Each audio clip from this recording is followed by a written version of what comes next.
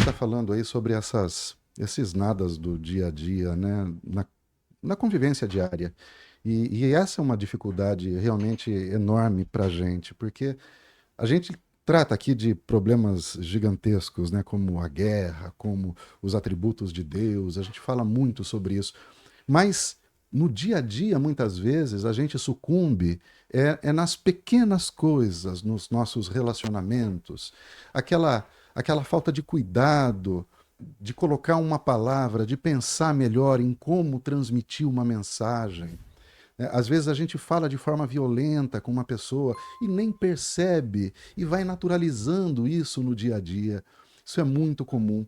A gente tem que lembrar, como já tratamos em outras ocasiões aqui, que a caridade para o Espiritismo é um jeito de viver, é uma forma de se conduzir pela vida, é uma forma de lidar com as dificuldades, com as diferenças das pessoas. Como a gente faz isso no dia a dia uma realidade? Tem um livro do Vladimir Safatli que eu gosto muito das opiniões dele. Lógico que todo mundo opina sobre várias coisas, a gente não tem como concordar com todas. Até seria meio idiota isso, né? Mas é, chama Alfabeto das Colisões. Esse livro é um livro que ele escreveu uma série de ensaios, né? Ele até defende que ele sempre escreveu de uma forma muito acadêmica, ele queria escrever um livro de um outro formato. E esse é o livro que ele escreve desse outro formato. E ele vai, nesse livro, elencar que nós estamos mergulhados em muitas crises. Nós temos a crise ecológica, uma crise política, uma crise econômica, uma crise social, uma crise de saúde pública, uma crise, enfim. Ele enumera uma série de crises, né? E essas crises nos afetam, direto ou indiretamente, porque elas compõem o mal-estar que o mundo está mergulhado. Na realidade, falamos até uns 2 programas atrás sobre a expiação, né? Acredito que como somos espíritos de expiação e provas, é natural que todos nós encarnados, numa intensidade menor ou maior, sofremos expiação. Do quê? Muitas vezes desconhecemos até o motivo. Pode ser por problemas de outrora, de outras encarnações. Mas, além disso, essas crises exteriores a nós, encontrando um ser em expiação, interior em nós, gera um mal-estar social tremendo. Nós estamos, principalmente esse mal-estar veio à tona depois da pandemia. Assim, ele ficou mais em evidência porque a pandemia nos jogou para dentro de nós e para dentro das nossas casas. Então nós fazíamos terapia na rua com os amigos, nos grupos sociais que nós pertencíamos, a gente se regulava socialmente. De alguma maneira a gente já tinha se acomodado. Você sabe que existe um acomodar mesmo no mal, às vezes, mas a gente já estava meio acomodado. A pandemia desacomodou todo mundo, tirou todas as formigas do formigueiro, acabou com o formigueiro. E nós estamos andando, você já viu quando você. Eu era moleque, né? Moleque faz as artes da vida. Eu chutei um formigueiro e de repente você vê aquelas formigas todas loucas, assim, uma batendo na outra, tentando reconstruir aquele formigueiro. Uma maldade que eu fiz, mas na época é coisa de moleque, né? Hoje eu protegeria o formigueiro, mas o que vai fazer, né? São aprendizados. Aquele bagunça do formigueiro é o que nós estamos vendo na sociedade. E esse mal-estar é o mal-estar que nos carrega diariamente. Logicamente, se eu estou com mal-estar, você com mal-estar, todos estão com mal-estar exacerbado, afetados por esse número crescente de crises mundiais que nós estamos vivendo, né? Como ficar com bem-estar? Se eu não me engano, não sei se é Santo Agostinho, eu não vou citar quem, mas quando ele fala sobre as vicissitudes da vida, quando um espírito explica sobre as vicissitudes da vida, ou seja, esses pequenos problemas do dia a dia, Até só para vicissitude é um revés. É algo que São pequenos nos. revés, frustrações. Frustrações. Que às vezes a pessoa não Frustrações. entende a palavra vicissitude, é uma Exato. palavra usada antigamente, né? Exatamente. É frustrações. Quando você quer que alguma Frustrações. coisa aconteça e Isso. acontece de um jeito diferente, você espera que uma pessoa tenha uma atitude com você e essa atitude é diferente. Você manda uma mensagem para o indivíduo, ele não responde a sua mensagem, ele desaparece. Fala, poxa vida, nem para A responder minha noite inteira. mensagem, né? Então, são vicissitudes, são pequenos acontecimentos do dia a dia, que é como eu mencionei, onde geralmente a gente sucumbe. A gente não vai sucumbir nas grandes provações da vida, Alan, porque geralmente nas grandes provações, ou seja, diante de uma cirurgia grave, por exemplo, né, a gente vai procurar apoio, geralmente. A gente não vai estar sozinho, a gente vai ter tempo de se preparar. Quase sempre é assim.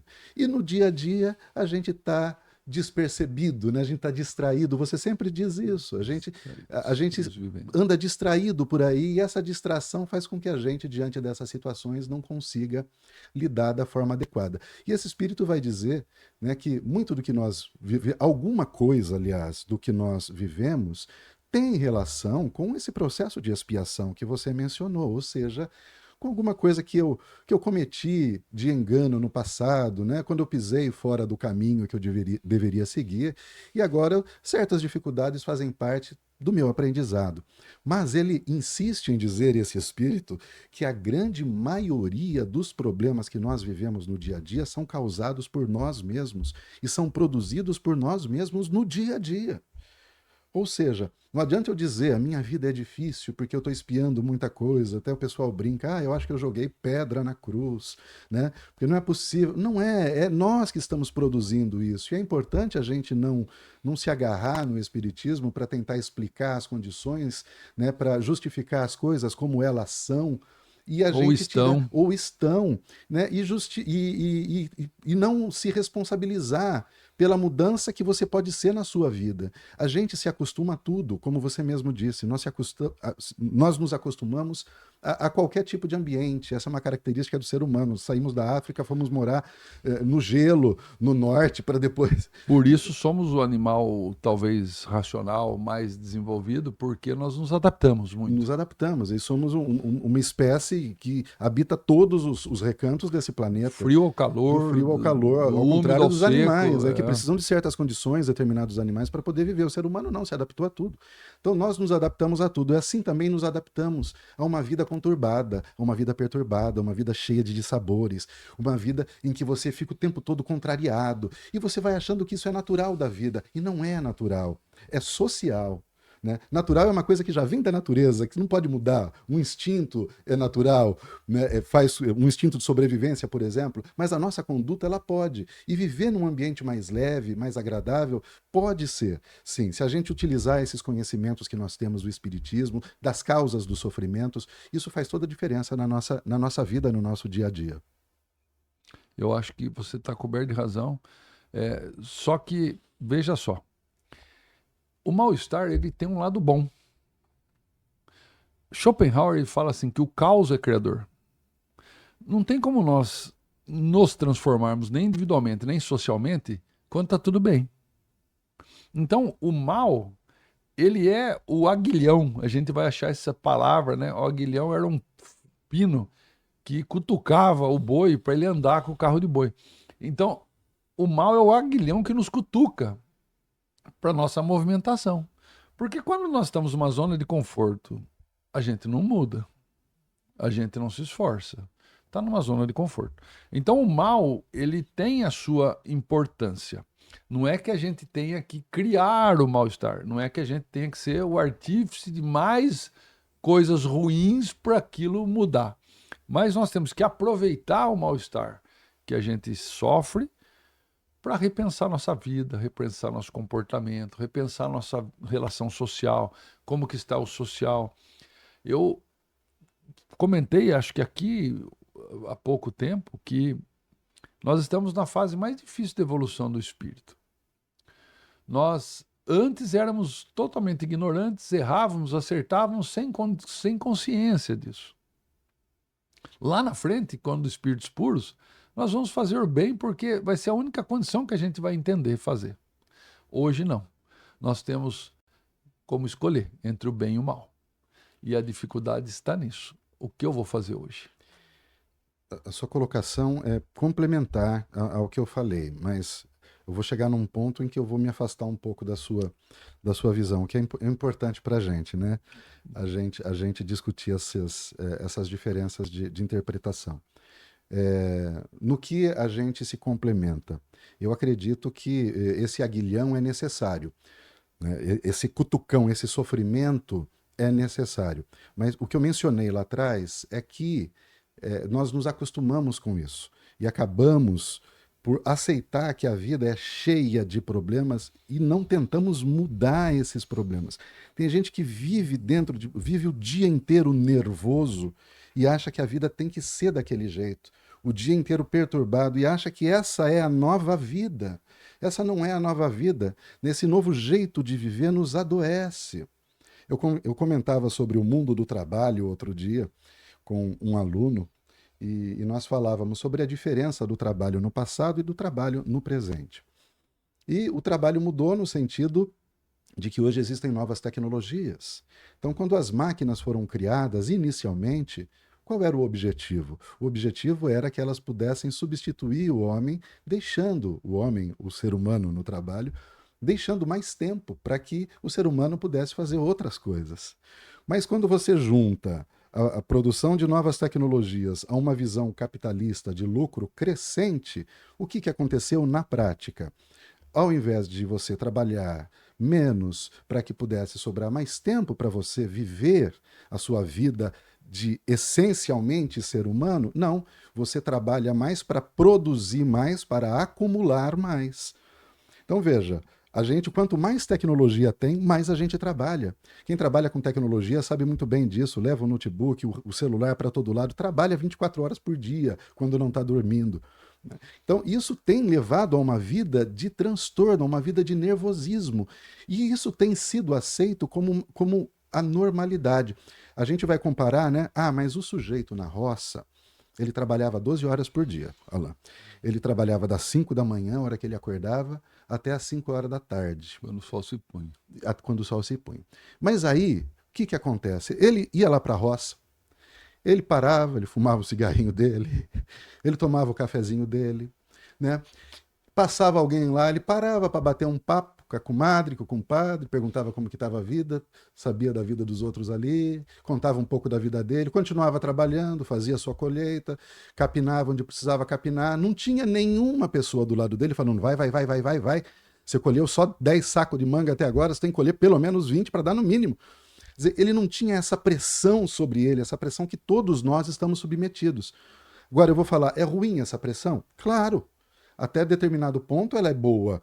Né? Qualquer pressão, qualquer aguilhão, até determinado ponto ele é bom. Quando ele passa de um ponto, ele começa a adoecer as pessoas. A sociedade está doente, né? Uma sociedade em que você passa a ser o seu próprio algoz, porque você não se sente bom o suficiente, você acha que não fez o que poderia ter feito, que você poderia ter feito melhor, que se você está vivendo aquela dificuldade, a culpa é exclusivamente sua.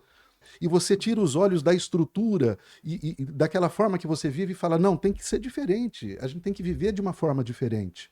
Nós concordamos que a gente só se modifica através de uma cutucada, senão a gente, né? No nosso atual momento no nível de evolução. Que exato. Não, mas porque assim, quando formos para um mundo de regeneração, não, isso aí não existe. Né? Então, aí a gente já vai ter que evoluir de outro jeito, senão a gente não vai ter problema mais. Ok, mas eu não estou falando do mundo de regeneração nem do mundo passado. No mundo hoje, atual, a gente precisa desses cutucões para sair de uma zona de conforto, seja ela ruim mesmo. Porque a zona de conforto não é uma zona de conforto nem sempre boa. A gente se acostuma com o mal-estar e realmente, como você falou, a gente não muda. Você acostuma a reclamar, você acostuma a viver naquele mal-estar, ele dá até um prazer para você. Então, isso é um fato. Se as coisas ficam boas demais, você até estranha, né? Fala, hoje não tem problema logo nenhum. vem uma tempestade, né? E, aliás, as pessoas têm até essa postura, né? Falar, não vou dar muita risada hoje, porque senão amanhã eu choro. Eu já ouvi falar Eu isso. já ouvi essa frase. Então, não é nesse sentido que eu estou falando. Mas no atual estágio evolutivo da espiritualidade encarnada na Terra, nós temos uma necessidade ainda de alguns cutucões, sejam eles individuais ou sociais, para a gente se movimentar. Não é. Eu não estou defendendo aqui a gente se acostumar e a precisar sempre dos cutucões para esse movimento. Não é nesse sentido. Mas é no sentido da gente voltar a pensar. Eu acho que o ser humano, ele deixou de pensar. Ele emburreceu de uma certa maneira, conduzido por mídias sociais, por programas de televisão, porque existe um universo de coisas que acontecem em nossa volta que nós não nos damos conta de forma direta, mas que nos afetam. E tudo isso que nos afeta, sem a gente perceber, porque tem as coisas que nos afetam. Por exemplo, não recebi o salário esse mês. Isso é um afeto direto na minha vida, eu vou ter, né, um monte de problemas quanto a isso. Agora, existe, por exemplo, o meu vizinho de casa não recebeu o salário esse mês. Isso não é um problema direto meu, ele não vai muitas vezes me contar, mas eu vou perceber que ele vai estar passando alguma dificuldade ou não. Se eu perceber, pode ser que eu auxilie, que eu colabore com a vida dele, mas pode ser que não. E ele fica num mal-estar tão grande que, por acaso, amanhã cedo eu paro o carro na frente da garagem dele, sem uma maldade, coisa que eu fiz muitas vezes só para pegar uma coisa em casa. Ele sai até a rua e brigue comigo, porque ele está descontando o mal-estar que ele está naquele que está próximo, que normalmente é aonde a gente faz. Aí é o mal-estar que nos afeta, não diretamente, mas nos afeta. Por isso que nós todos estamos ligados. Somos interdependentes, na verdade. Eu já defendi que a palavra independência deveria ser extirpada do dicionário. Porque eu não consigo pensar em uma única coisa que seja independente, a não ser Deus. Para mim, a única coisa que existe, indubitavelmente, que é independente da sua própria criação de qualquer outra coisa, é o próprio Deus. Tirando Deus, não existe nada independente. Na criação, tudo está interligado. Então, é aí que nós vamos entender como o ambiente social afeta o indivíduo. Mais do que o indivíduo tem o poder de afetar o ambiente social. Muito pouco. Porque o ambiente social é coletivo. Essa força, essa coação é muito mais perceptível do que um indivíduo para mudar um grupo, né? Mas às vezes o indivíduo atrapalha também num grupo. Não, claro, a gente vai falar de Jesus, de Gandhi, Não. de certos, Estou falando de dos que certas atrapalham pessoas. também, né? Num ambiente escolar, que eu não vou dar nomes, entrou um aluno novo, veio transferido de outro local. Em 3 dias ele conseguiu criar um caos no ambiente escolar, entre diretores, vice-diretores, professores, alunos. Em 3 dias. É lógico que esse indivíduo ele vem com uma carga espiritual totalmente desequilibrada, e aqueles que se afetam, tem 2 que mais se afetam. Tem aquele muito sensível, que sente aquele impacto negativo, e tem aquele que está numa vibração muito ruim perto da dele, que precisava só de um estupim para disparar. Então, mas um elemento também pode estragar muito o social. Pode transformar, mas pode estragar muito o social. Então, veja que há uma influência do social em mim e há uma influência que eu exerço sobre o social. Assim, a gente está falando sociologicamente, Durkheim ele vai defender o entendimento da consciência coletiva, ou seja, de que a sociedade influencia muito mais o indivíduo do que o indivíduo pode influenciar a sociedade. Mas não que ele não possa, ele pode, como você deu o exemplo agora. Mas é muito mais fácil que um indivíduo sucumba dentro de um meio social do que ele a vontade dele prepondere ali naquele meio. E você tem Max Weber, que é o oposto. Weber vem depois e ele vai dizer que a sociedade nada mais é do que o resultado, a consequência das ações ações humanas, né?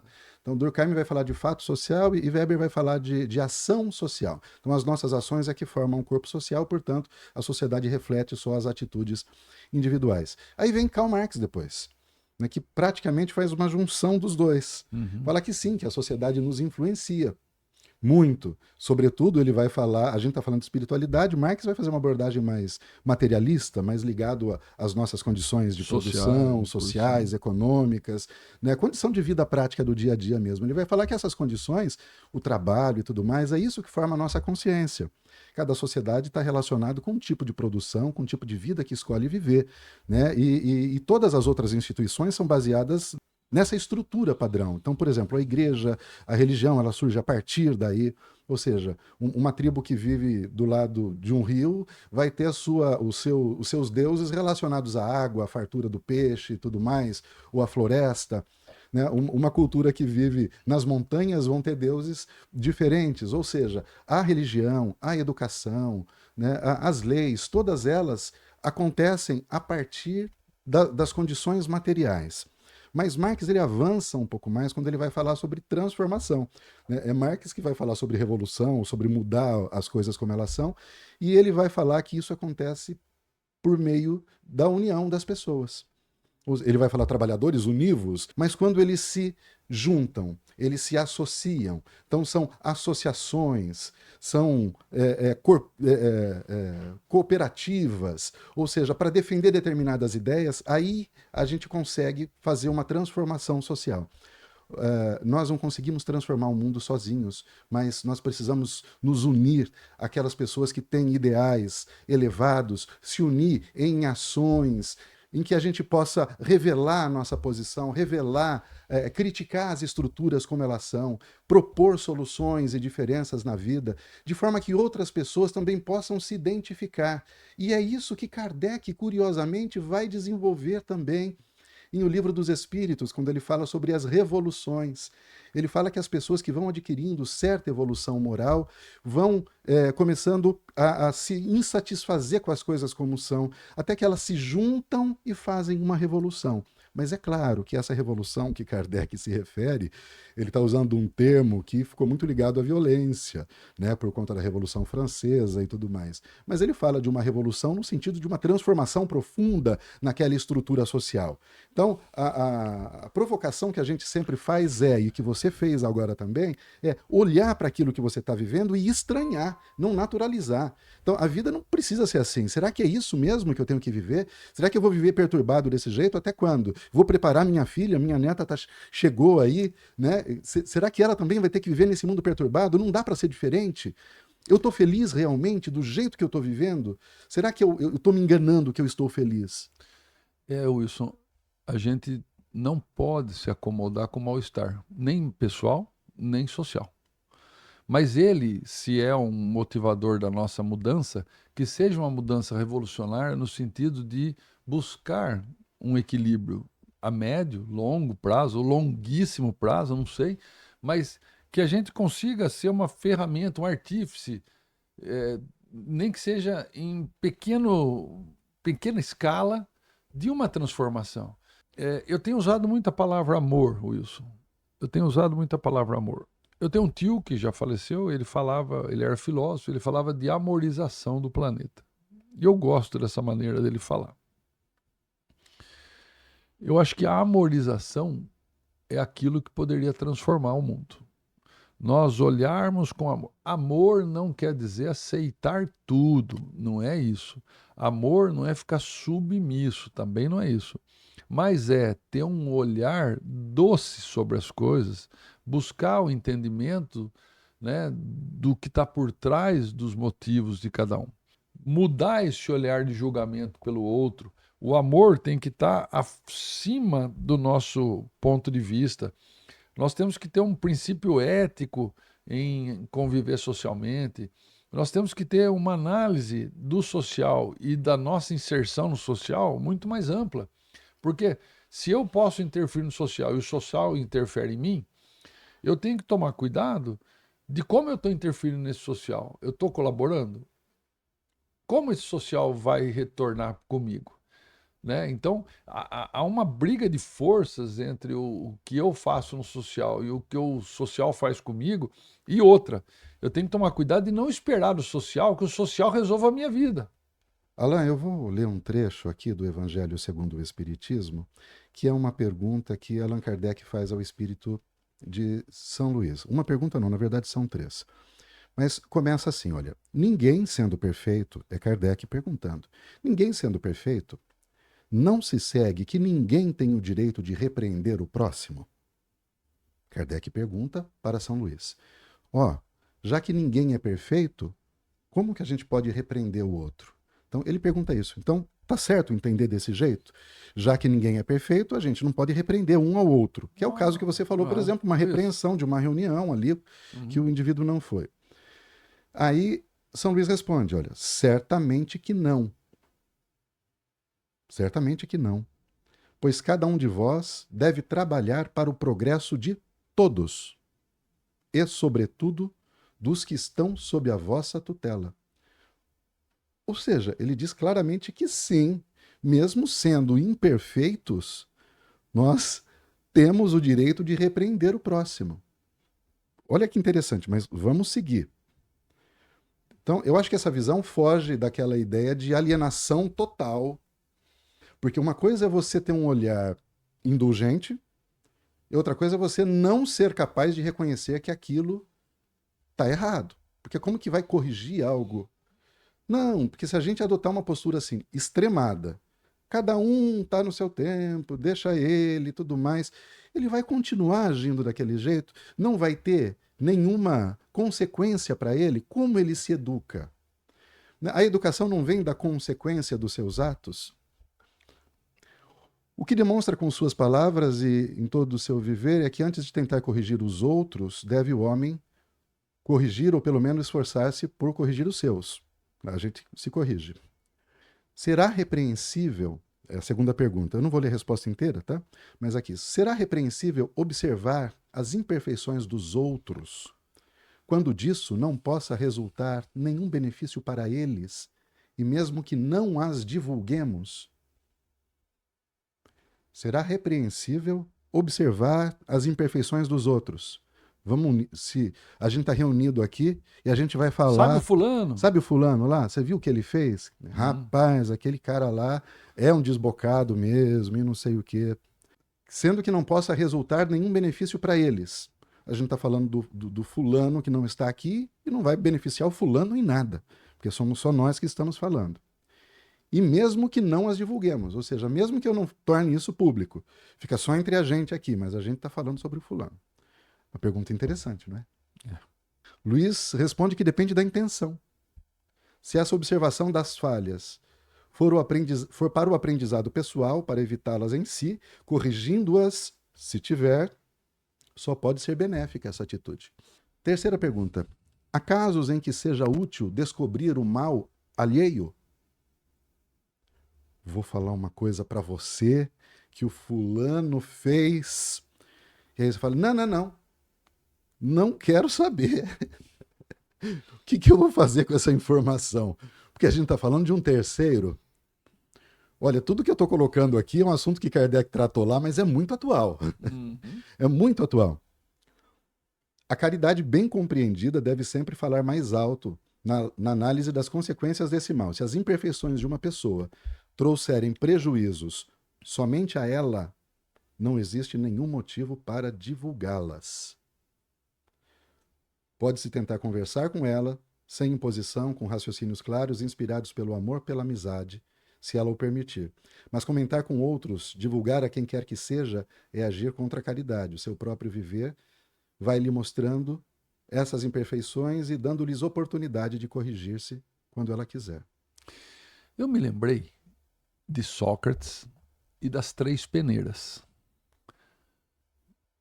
Chegou um aprendiz de Sócrates falando para ele: Sócrates, preciso falar para você do fulano, falando de outro. Sócrates olhou para ele e falou assim: o que você vai me falar passou pelo crivo das três peneiras? Aí ele falou: que crivo das três peneiras? Primeiro, o que você vai falar é verdade? Você tem certeza que aconteceu dessa maneira? Segundo, o que você vai me falar? Você gostaria que alguém falasse de você?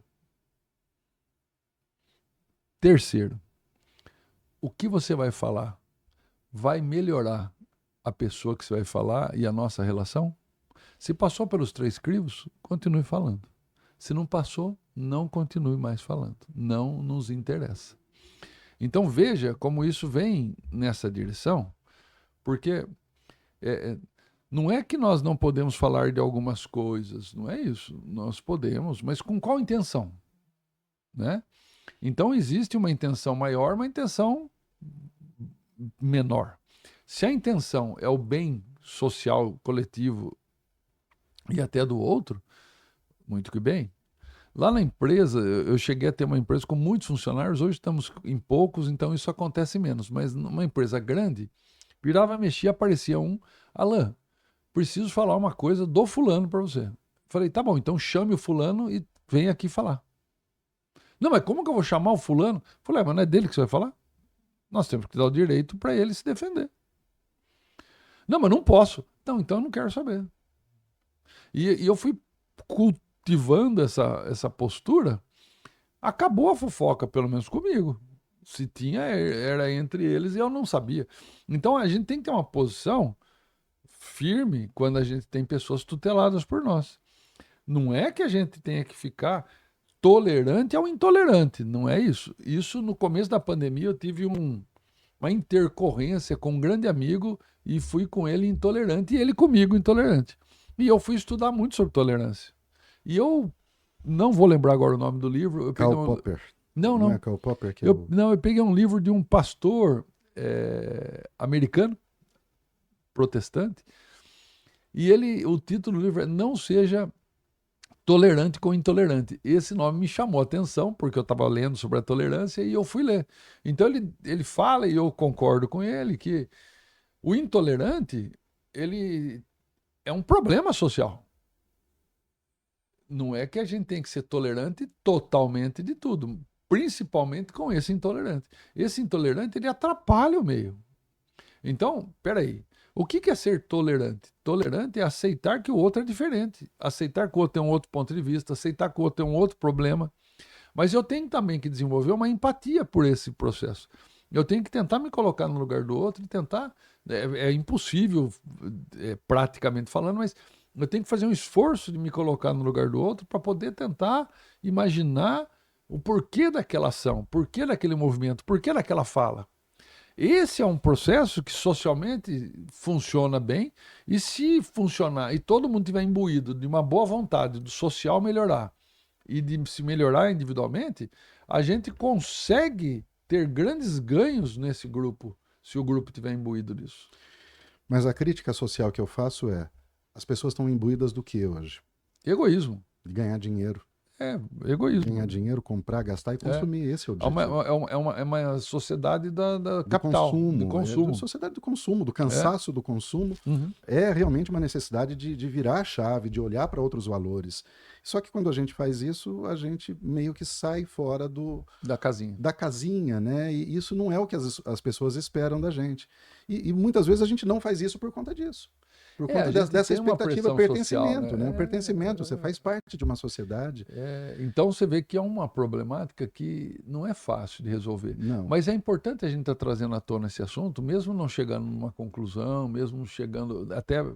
Filosoficamente a gente não conclui, a gente só pergunta. Nunca, exatamente. Nem então, é objetivo. Nem é objetivo nosso explicar nada, mas... Olha, se você, né, se quem está assistindo a gente aqui ficar confuso, esse é o objetivo. O objetivo é confundir, mas é confundir para fazer você pensar, como nós estamos pensando. Aliás, sempre desconfie muito de quem tem uma explicação pronta para as coisas.